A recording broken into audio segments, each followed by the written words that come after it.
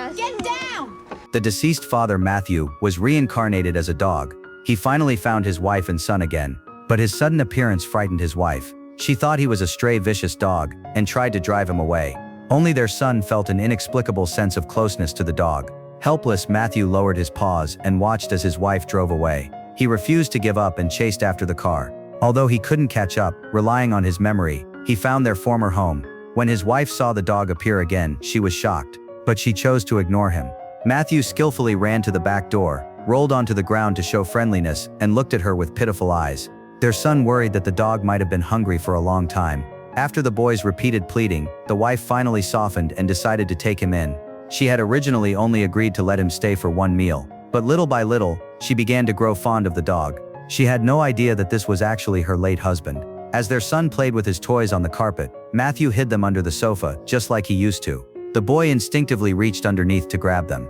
He even mentioned that his dad used to do the same thing. Matthew understood that they could never recognize him. After all, a man turning into a dog was too unbelievable, so he decided to protect his family in his own way.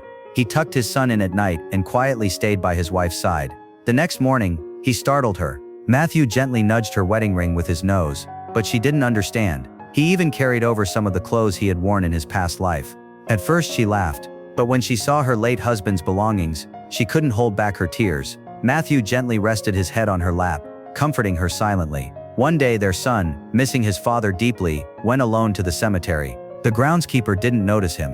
When it was time to get off work, he locked the gates and left. By the time the boy ran to the entrance, he realized he was trapped inside. When Matthew noticed that his son hadn't come home, he immediately went out searching. After seeing her son's drawing, the mother realized he must have gone to the cemetery. In the heavy snow, Matthew finally found the boy. He pressed his body against him to keep him warm, and stayed there until his wife arrived. Facing the locked gate, the wife drove her car straight into it, forcing it open. She rushed in, found her son, and carried him back to the car. The boy told his mother that he had a dream. In the dream, his father had been talking to him, telling him not to cry and that he would always stay by his side. The wife looked toward Matthew, wanting to take him home with them, but Matthew stood up and slowly walked to his own gravestone. He brushed away the snow with his paws, revealing the English name carved on it. Tears filled his wife's eyes. At that moment she finally understood. The dog standing before her was her husband.